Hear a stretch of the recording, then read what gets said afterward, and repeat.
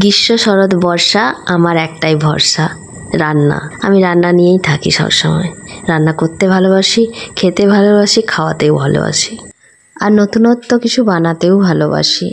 আজকে আমি তোমাদেরকে নতুন একটা আইটেম দেখাবো, নাম দিয়েছি ক্ষীরকদম্ব রাইস। নমস্কার, আমি শ্রাবন্তী, ঝাড়গ্রাম থেকে। তো যাওয়া যাক রেসিপিতে। প্রথমেই বলে নিই, যেভাবে দুধ পুলি বানাও ওইভাবেই চালের গুঁড়ির মণ্ডটা তৈরি করে নিতে হবে।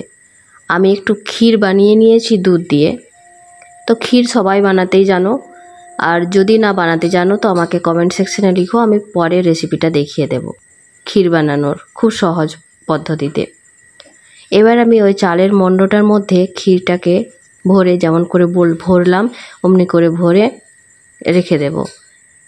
আর অল্প একটু গোবিন্দভোগ চাল নিয়ে নিয়েছি, যেটা জলের মধ্যে আমি একটু 5 মিনিট ভিজিয়ে রেখেছিলাম। এবার এই চালটিকে ঝারিয়ে নিলাম, জলটা ঝারিয়ে নিয়ে ওই মণ্ডগুলোকে গোল গোলগুলো করেছি বলের মতো, ওই বলগুলোকে হাতের সাহায্যে ওই চালের সাথে ভালো করে মাখিয়ে নিচ্ছি হাতের সাহায্যে।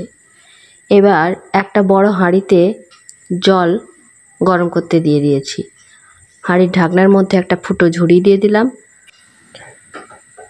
আর এই গোল গোল বলগুলোকে এই ঝুড়ির মধ্যে দিয়ে দেব। হাঁড়ির জল ফুটতে শুরু করলেই ভাপ উঠবে, ভাপ উঠলেই ওই ফুটো হাঁড়িটা দিয়ে এই গোল গোল বলগুলোকে দিয়ে দেব।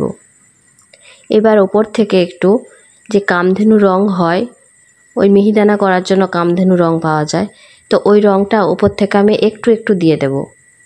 ঠিক যেভাবে দিচ্ছি এক গুঁড়ো করে ফেলিয়ে দেব। তারপর এই বলগুলো যাতে তাড়াতাড়ি সেদ্ধ হয়ে যায় তার জন্য উপর থেকে চাপা দিয়ে দেব।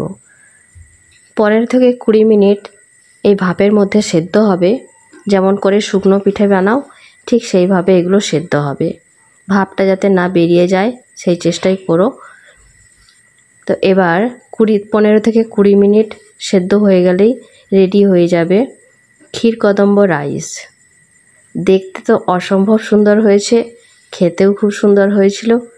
তো তোমরা বাড়িতে অবশ্যই বানিও, আর গরম গরম খেয়ে আমাকে জানাতে ভুলো না কেমন হয়েছে আমার রেসিপি। আবার দেখা হবে নতুন কোনো ভিডিওতে, নতুন কোনো রেসিপিতে।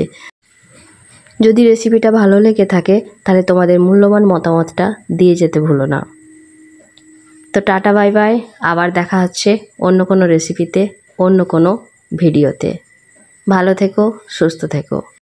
নামটা কেমন দিয়েছি অবশ্যই জানিও। Thank you.